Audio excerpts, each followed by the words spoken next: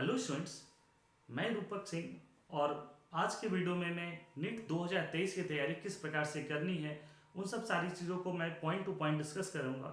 और साथ ही साथ इस दौरान जो भी आपको हेल्प की ज़रूरत होगी, मैं चाहे यूट्यूब हो या टेलीग्राम के थ्रू हो, मैं उसके थ्रू आपको मदद भी करूंगा सो दैट कि आपके 2023 में सिलेक्शन पक्का हो और आप सुनिश्चित कर पाएँ अपनी सीट गवर्नमेंट कॉलेज में। तो टाइम वेस्ट ना करते हुए हम सबसे पहले पॉइंट टू पॉइंट स्टार्ट करते हैं। तो देखो स्टूडेंट, आज हो गए हैं सितंबर और 12 सितंबर की बात कर रहे हैं। तो अभी से अगर हम लोग देखें तो आपके पास अप्रॉक्स 7 to 8 मंथ के आसपास में आपके समय है सो दैट कि आपके नीट के अगले एग्जाम के लिए। तो यहाँ पर अगर हम डिस्कस करें कि अगर आज के दिन से अगर हम तैयारी करें तो किस प्रकार से तैयारी करें, तो देखो गाइस, अभी आपके पास सितंबर है और सितंबर से अगर हम लोग तैयारी करना स्टार्ट कर देते हैं और स्टार्टिंग 11 से ही करते हैं हम लोग सो दैट कि बेसिक फंडामेंटल सारी चीज़ें हमारी अच्छे से क्लियर हो, तो भी हमारे पास सितंबर में कुछ टाइम है। उसके अलावा अगर हम देखें तो 3 कॉम्बिनेशन बनाते हैं, that is October, November and December. तो इन कॉम्बिनेशन में अगर हम लोग बात करें तो ये एक कॉम्बिनेशन है जहां पर हम अपने 11th की प्रिपरेशन बहुत अच्छे से करें। और 11th की जब प्रिपरेशन करते हैं तो इसमें बहुत सारे पार्ट हैं जो कि हम लोग इसमें कर लेते हैं। 12th के भी, मोस्टली मैं केमिस्ट्री की बात कर रहा हूँ, तो केमिस्ट्री में बहुत सारे 12th के कुछ पोर्शन है जो 11th में करते हैं। तो इसलिए हमारे पास अभी भी 3.5 महीने का वक्त है जो हम 11th की तैयारी अच्छे तरीके से कर सकते हैं। उसके बाद अगर हम बात करें नए साल के, तो नए साल में हमारे पास जनवरी, फरवरी और मार्च, ये टाइम जो है वो हम 12th के लिए अपना मैनेज कर सकते हैं। यहाँ पर ये वीडियो उन बच्चों के लिए भी हेल्पफुल है जो 12th में अभी है अपेयरिंग में। तो लास्ट टाइम में क्या होगा कि आपका 12th का भी प्रिपरेशन अच्छे से हो जाएगा सो दैट कि आप बोर्ड के एग्जाम आप दे पाएंगे। इसके बाद अगर हम बात करते हैं एग्जाम, अगर आपके अप्रैल में नहीं होने के चांसेस है, अप्रैल में तो नहीं होगा, मार्च के टाइम में, मार्च में आइदर क्या होगा आपके मार्च के लास्ट में या जून के फर्स्ट में आपका अगला एग्जाम होने के चांसेस है। तो यहाँ पर आपके पास 2 कंप्लीट मंथ अगर हम बात करें अप्रैल और मई, तो अप्रोक्स ये जो है ये 11th और 12th के कंबाइन करके रिवीजन करने का, ये बहुत, हम लोग यहाँ पे बात करें तो ये रिवीजन करने का वक्त है। और इसमें दौरान हम लोग टेस्ट सीरीज के बारे में भी डिस्कस करेंगे। तो सबसे पहले हम लोग अपने ये जो सिलेबस है, हमारे टाइम ड्यूरेशन, इन चीज़ों को हम यहाँ पर डिस्कस की। अब यहाँ पर हम लोग सोचे कि एक टारगेट होने चाहिए, विदाउट टारगेट नंबर के हम लोग यहाँ पर नहीं कर पाएंगे कि किस सब्जेक्ट में कितना टारगेट रखें, और ये हर स्टूडेंट की अपनी एबिलिटी होती है। तो यहाँ पर हम बहुत ज़्यादा टारगेट नहीं ले लें कि सो दैट कि आप उसमें परेशान हो जाए। एक एवरेज जो मिनिमम टारगेट हो सकती है उसके बारे में हम लोग बात करें। तो यहाँ पर देखो, अगर हम एवरेज बच्चे की भी बात करें तो एवरेज बच्चे का भी टारगेट होता है कि 600 प्लस नीट में हम लाए ही लाए। तो 600 प्लस के लिए बात करते हैं, बहुत सारे बच्चे हैं जो 650, 700, 700 ला रहे हैं। हमारे भी बच्चे बहुत सारे 650 प्लस बहुत सारे बच्चे ला चुके हैं, लेकिन मैं इस वीडियो में 600 प्लस के लिए बात कर रहा हूँ सो दैट कि एक एवरेज स्टूडेंट भी अपने गवर्नमेंट सीट सुनिश्चित कर पाए, पक्का कर पाए। तो 600 मार्क्स के लिए हम सब्जेक्ट वाइज मार्क्स आ रहे हैं कि भाई टॉपिक वाइज या चैप्टर वाइज हम लोग किस तरीके से अपना एक टारगेट गोल सेट करें।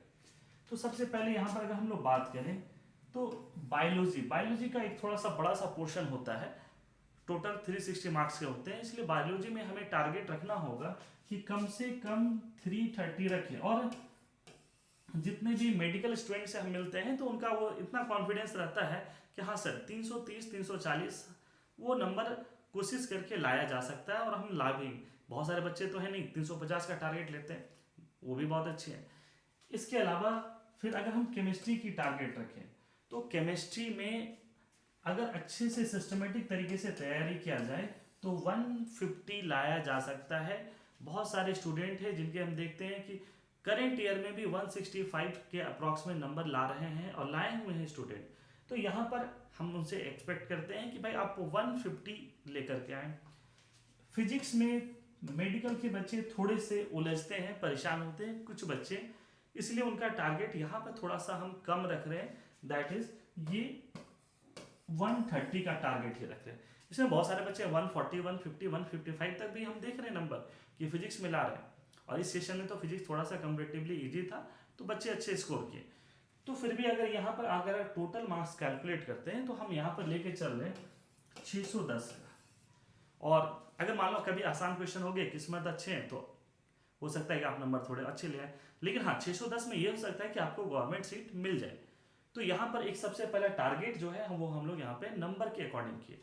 अब हम लोग आते हैं कि सर स्टडी मटेरियल कौन सा हम लोग यूज करें। ये सबसे एक इंपॉर्टेंट पार्ट आता है कि स्टडी मटेरियल कौन सा यूज करें। बहुत सारे बच्चों के बीच में कंफ्यूजन होता है, बहुत सारे टीचर का भी अपना अपना अलग होता है, हर बच्चे का एक अलग अलग चीज़ होती है। मैं वन बाय वन सारे स्टडी मटेरियल के बारे में भी डिस्कस करूंगा। और ये जो डिस्कशन है वो मैं अपने स्टूडेंट के आधार पर, जो हमारे कलीग हैं, जो टीचर हैं, उनके बीच के जो डिस्कशन से एक निष्कर्ष आता है। मैं सिंगल माइंडेड किसी भी चीज़ का डिस्कशन इस वीडियो में नहीं कर रहा हूँ। तो जो अच्छे बच्चे हैं जिन्होंने एग्ज़ाम क्वालिफाई किया, मैं उनसे पूछता हूँ, तो उनसे जो चीज़ें निकल के आई उसी चीज़ों को मैं अब यहाँ पर डिस्कस करने वाला हूँ कि स्टडी मटेरियल कौन सा लिया जाए जो सो दैट कि हमारा प्रिपरेशन आसानी से हो जाए। तो यहाँ पर सबसे पहला अगर हम लोग बात करते हैं बायो का, बायो एक कंप्लीट सिलेबस है और हर स्टूडेंट की पहली पसंद या बोला जाता है सजेशन NCERT। ठीक है, मैं भी इस चीज़ को लेकर के तैयार हूँ। ठीक है कि NCERT आपको यहाँ पर लाइन बाय लाइन तो करना ही है, ये लाइन बाय लाइन तो करना ही है। बायोलॉजी में पढ़ना है, मैं आपको इसके लिए वीडियो से रिलेटेड, अगर बहुत सारे डायग्राम से रिलेटेड स्टडी मटेरियल चाहिए, आप हमारे टेलीग्राम लिंक में आप आकर के इन चीज़ों को वहाँ से डाउनलोड कर सकते हैं। और टेलीग्राम का लिंक इस वीडियो के डिस्क्रिप्शन में गिवन होगा, आप वहाँ पे जाकर के ज्वाइन हो सकते हैं। तो यहाँ पर NCERT आपको लाइन बाय लाइन करना है, ये हर आदमी कहता है। इसके अलावा अगर मार्केट में बहुत सारे ऐसे बुक हैं जो NCERT बेस्ड है, फिंगर टिप से, इस तरीके से जो NCERT से सीधे पॉइंट निकाल करके क्वेश्चन आए हैं, तो अब आपको वहां पर NCERT बेस्ड MCQ जितने भी हैं वो आपको करने हैं और करना ही होगा। आपका एक टारगेट होना चाहिए कि मैं पर डे कम से कम 60 क्वेश्चन मिनिमम हम बनाएं। 60 क्वेश्चन पर डे मिनिमम बनाना ही होगा। अगर आपको बहुत अच्छे नंबर लाना है तो 60 क्वेश्चन पर सब्जेक्ट की बात कर रहे हैं। इससे अगर आप बेहतर भी कर सकते हैं और अच्छे भी नंबर ला सकते हैं, मैं मिनिमम कंडीशन की बात कर रहा हूँ। तो NCERT बेस्ड MCQ लेकर के आए। मार्केट में बहुत सारे बुक्स हैं, अवेलेबल है। कोचिंग के मटेरियल भी ठीक ठाक है, मैं नाम नहीं लूँगा, लेकिन कोचिंग के मटेरियल भी ठीक ठाक होते हैं क्योंकि एक ग्रुप ऑफ टीचर्स के द्वारा बनाया जाता है। तो मुझे तो अपने बच्चे से फर्क ये है ना कि बच्चे का भला किसमें हो, इसलिए मैं कोचिंग के मटेरियल को भी मैं यहाँ पर सजेस्ट करता हूँ कि अगर आपको कोई मटेरियल मिलता है तो आप उस मटेरियल को ले लें और उस मटेरियल से क्वेश्चन बनाना स्टार्ट करें। आपका टारगेट होना चाहिए 60 क्वेश्चंस पर डे, किसके लिए, बायोलॉजी के लिए। और डायग्राम पे बहुत अच्छे से आपका कमांड होनी चाहिए, बहुत अच्छे से। इस डायग्राम के लिए मैं रिलेटेड एक आपको स्टडी मटेरियल टेलीग्राम ऐप में आपको मिल जाएगा। नेक्स्ट केमिस्ट्री की बात करता हूँ। तो मैं खुद केमिस्ट्री का टीचर हूँ, तीनों चीज़ें पढ़ाता हूँ, फिजिकल, ऑर्गेनिक, इनऑर्गेनिक। और बहुत सारे बच्चे हैं जो कि मैं देख रहा हूँ कि किस तरीके से इंप्रूवमेंट कर रहे हैं केमिस्ट्री में। तो केमिस्ट्री में भी देखो यहाँ पर सबसे पहले है, लोगों का कहना है NCERT। ठीक है, NCERT मेरा भी कहना है कि नीट के लिए NCERT बहुत ज़रूरी है। NCERT आपको यहाँ पर पढ़ना होगा, लेकिन NCERT के लैंग्वेज को पढ़ने के लिए आपको एक अच्छे टीचर की ज़रूरत है, एक अच्छे स्टडी मटेरियल की ज़रूरत है, क्योंकि उसके लैंग्वेज समझना थोड़ा सा एक टिपिकल है, थोड़ा सा टफ है, कि उसकी एक एक वर्ड में एक एक लाइन का मतलब है।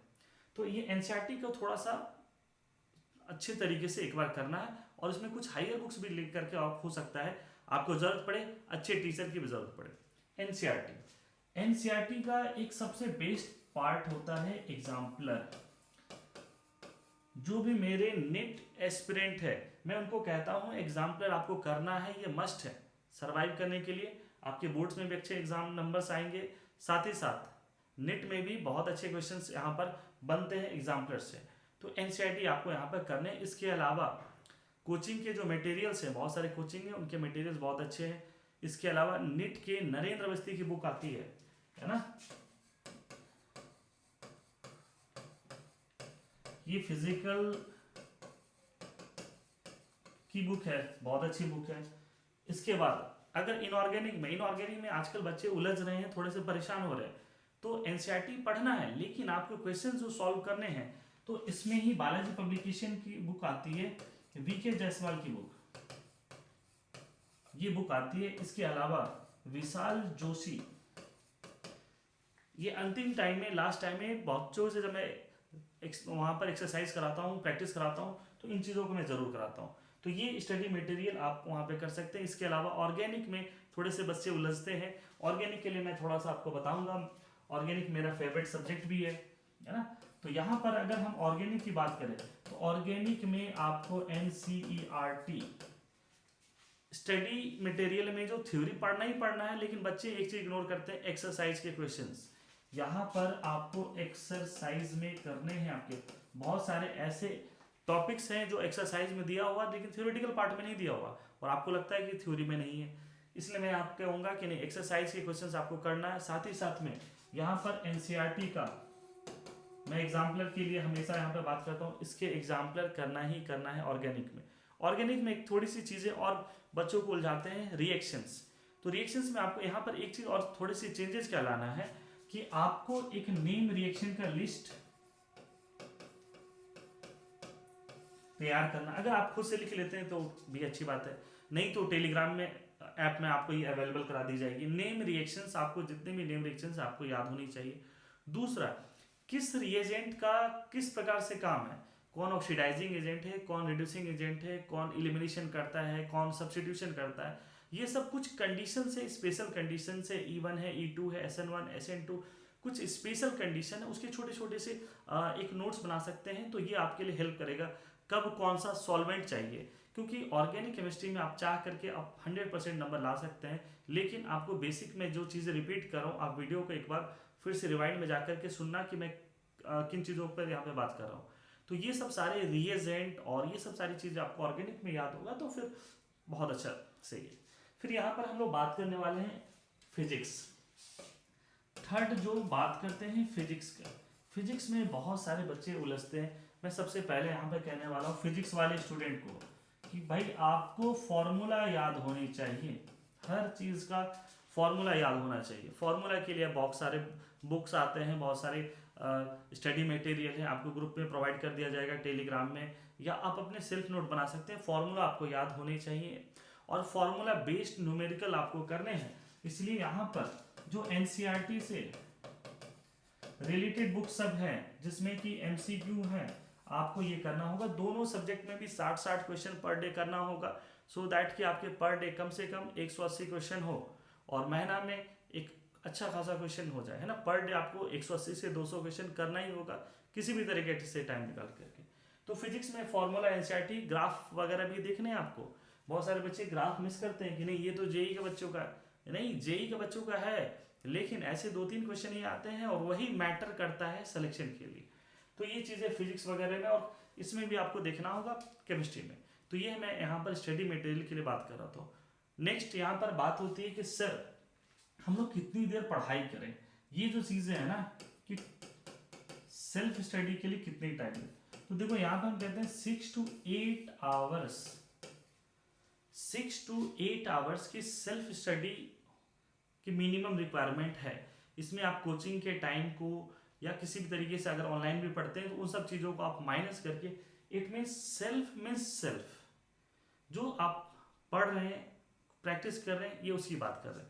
तो 6 to 8 आवर्स का सेल्फ स्टडी एकदम ज़रूरी है और ये आपको करना ही होगा। इसमें भी आप डिस्ट्रीब्यूट कर सकते हैं, मतलब पर सब्जेक्ट 2 आवर जो है पर सब्जेक्ट आपको यहाँ पर डिस्ट्रीब्यूट करना होगा। और जिस सब्जेक्ट में पास आउट वाले बैचेस में जो बच्चे ड्रॉप आउट हैं उनके लिए क्या होता है कि कोई ना कोई एक सब्जेक्ट थोड़ा सा वीक होता है, उस सब्जेक्ट से भागना नहीं है आपको, क्योंकि आपको सिलेक्शन चाहिए। तो उसमें क्या करना है आपको कि थोड़े से आधे घंटे या 1 घंटा पर डे एक्स्ट्रा टाइम देना है या उनको रिवाइज करना है। ये चीज़ें उसके पीछे करेंगे तभी आपको वो सब्जेक्ट समझ में आएगा। सब्जेक्ट से जितने भागेंगे, दूर भागेंगे, उतना ही आपके लिए टफ होगा। तो ये एक स्टडी प्लान बना करके आपको इस तरीके से करना। और मॉर्निंग के टाइम में सुबह कोशिश करना है कि सुबह उठ करके हम सिर्फ पन्ना को पलटे। ये हम हर बार बच्चे को कहते हैं, आपका जो सेल्फ नोट्स है, टीचर के नोट्स है, कोई भी है, तो हैंड रिटन नोट्स है, आप उसको सुबह उठ करके लिखना नहीं है आपको, सिर्फ आधे घंटे 1 घंटे सुबह उठ करके ताज़ी हवा लेना और पन्ने को पलटना है, ये चीज़ें आपको वहाँ पे करना है। इसके अलावा जब यहाँ पर हम लोग टाइम ड्यूरेशन वाली चीज़ें डिस्कस कर लिए, तो फिर अब अगला बात होता है सर टेस्ट सीरीज हमें ज्वाइन करनी चाहिए या नहीं करनी चाहिए। तो टेस्ट सीरीज ज्वाइन करनी चाहिए, इसमें बहुत एक डाउट होता है बच्चों को क्या करना चाहिए। क्यों? क्योंकि वो ऐसे कोचिंग का टेस्ट सीरीज ज्वाइन कर लेते हैं जहां तक इनकी पढ़ाई हुई नहीं है अभी तक। कोई ऐसे कोचिंग का ज्वाइन कर लिए जिसमें सॉलिड स्टेट आ रहा है और इनके यहाँ चल रहा है इक्विलिब्रियम, तो वो टेस्ट सीरीज इनके लिए यूजलेस हो जाता है। फिर वो क्या करते हैं, उसके पेपर रख लेते हैं, फिर बाद में कभी देते हैं। तो मैं ये कहूँगा कि आप जिस भी टीचर के पास पढ़ते हैं उन टीचर के टेस्ट को फॉलो करें, क्योंकि वो टीचर आपको वही टेस्ट फॉलो कराएंगे जो क्या हो रहा, जो आपके क्लासेस में चल रहे हैं। और स्टार्टिंग के जो 6 मंथ है, जो मैंने आपको 3 मंथ 11th का और 3 मंथ 12th का एक प्लान जो बताया है, इसमें आपको बाई वीकली टेस्ट देना, मतलब मिनिमम 2 टेस्ट पर मंथ ये देना है आपको। 2 टेस्ट पर मंथ स्टार्टिंग में आपको स्टार्टिंग से देना 6 महीने तक, सो दैट कि आपकी कंटिन्यूटी बना रहे, आपके पेशेंस बना रहे और क्वेश्चन सॉल्व करने के थोड़ी सी नंबर बढ़े, तो एक मोटिवेशन है स्टूडेंट के लिए, नंबर का बढ़ना एक मोटिवेशन होता है। तो ये 2 टेस्ट आपको पर मंथ आपको देना होगा, ये चीज़ें स्टार्टिंग के डेज के लिए। उसके बाद यहाँ पर हम बात करते हैं कि अप्रैल वाले महीने में क्या करना है। तो अप्रैल और मई वाले महीने में, इस महीने ये आपके लिए रिवीजन के लिए बहुत ही क्रूशियल है। इस महीने आपको अब बहुत ज़्यादा नई चीज़ें नहीं पढ़ना है, आपको क्वेश्चंस के थ्रू, एक 2 तरीके का पढ़ाई होता है, एक पढ़ते हैं टेस्ट देते हैं, दूसरा टेस्ट देते हैं और जिस टॉपिक में दिक्कत है उस टॉपिक को हम लोग फिर क्या करते हैं, पढ़ने की कोशिश करते हैं। टॉपिक में मान लो कि मुझे एल्डोल कंडेंसेशन में दिक्कत आ रही है, मुझे इक्विलिब्रियम में सॉल्ट हाइड्रोलिसिस में दिक्कत आ रही है, तो मैंने टेस्ट दिया, मुझे ये टॉपिक में लगा ये दिक्कत है, मैं उस टॉपिक को सिर्फ रिवाइज कर लिया, तो ये आपके लिए एक थोड़ा सा हेल्पफुल होगा। और लास्ट टाइम में आप कोशिश करना, आइदर अगर आपके पास मटेरियल है तो ये अल्टरनेट डे में आपको टेस्ट देना, और अगर आपके पास पॉसिबल है कि मेरे पास बहुत सारे क्वेश्चन पेपर हैं, क्योंकि आज के डेट में एवरीथिंग अवेलेबल है, जिनको ज़रूरत है आप मेरे से भी कांटेक्ट कर सकते हैं, मैं आपको उसके सारे पीडीएफ वगैरह बहुत सारे क्वेश्चन दे सकता हूँ, सेट का सेट दे सकता हूँ। तो वहाँ पर आपको पर डे देना होगा, पर डे एक मॉक टेस्ट जो है वो आपको देना होगा। और टेस्ट के साथ में आप एक ऐसे जरूर टीचर के साथ में कांटेक्ट में रहें जो आपके टेस्ट का एनालिसिस करे, आपके डाउट्स को क्लियर करे। ये नहीं कि टेस्ट देते जा रहे हैं और डाउट क्लियर मतलब नहीं हो पा रहा, तो एक टेस्ट आप टीचर के अंडर में रहे, टीचर के गाइडेंस में रहे और ये चीज़ें काम करें। तो ये क्या हो गया आपका lastly, that is mock test के बारे में। दूसरा, हम देखते हैं पास आउट वाले बच्चों में कुछ एक कह सकते हैं गलत फहमी है कि उनको लगता है कि इस साल मेरा केमिस्ट्री कमज़ोर है तो मैं सिर्फ केमिस्ट्री ज्वाइन कर लेता हूँ, और फिजिक्स और बायो वो नहीं ज्वाइन करते कि नहीं ये ठीक है। इनसे भी बहुत सारे बच्चों का रिजल्ट गड़बड़ होता है। इस साल ही मेरे एक स्टूडेंट का मैं एक्सपेक्ट कर रहा था कि 670 680 आएगा उसका, जिस प्रकार से केमिस्ट्री में प्रिपरेशन था, लेकिन मेरे लाख कहने के बावजूद भी ना तो उसने फिजिक्स ज्वाइन किया ना ही बायोलॉजी ज्वाइन किया, और उसके मार्क्स आ गए 540। तो इस हिसाब से क्या हुआ कि मैं जिस सब्जेक्ट को पढ़ा रहा हूँ वो सब्जेक्ट तो क्लास कर रही है, होमवर्क कर रही है, लेकिन बाकी 2 सब्जेक्ट पे क्या हो रहा, कंसंट्रेशन कम है, और आपको एग्जाम है तो फिर से 0 से स्टार्ट करना। ये चीज़ ध्यान में रखना कि तीनों सब्जेक्ट हम इक्वली पढ़ें, चाहे आपका स्ट्रांग है या वीक है। जो स्ट्रांग है थोड़ा सा ठीक है, उसको हम रिवाइज करें, जो वीक है उस पर आधे 1 घंटे ज़्यादा दें। तो स्टूडेंट देखो यहाँ पर एक छोटे से वीडियो में किस प्रकार 2023 का तैयारी करना है, पहले ये प्लानिंग करनी जरूरी है। ये 20 मिनट आपके लिए बहुत क्रूशियल है, और ये जितना ही क्रूशियल है उतना ही आपके लिए क्या होगा, इम्प्लीमेंट करना भी ज़रूरत है। प्लानिंग के साथ सिर्फ प्लानिंग से नहीं होता, आपको इम्प्लीमेंट भी करना होगा। इम्प्लीमेंटेशन ही सबसे टफ वर्क है। रूटीन हर बच्चा बनाता है लेकिन इम्प्लीमेंट नहीं कर पाता। इम्प्लीमेंट वही करता है जो सक्सेसफुल है। तो इन चीज़ों पर आपको ध्यान रखना है। और ये मेरा यूट्यूब चैनल है, आप इसमें आराम से आप सब्सक्राइब कर लें, इनके वीडियोस को लाइक करें, शेयर करें, और आपके जितने भी फ्रेंड्स वगैरह हैं वो उनके बीच में आप सर्कुलेट कर सकते हैं। टेलीग्राम ग्रुप के थ्रू मैं आपको आराम से हेल्प करूंगा।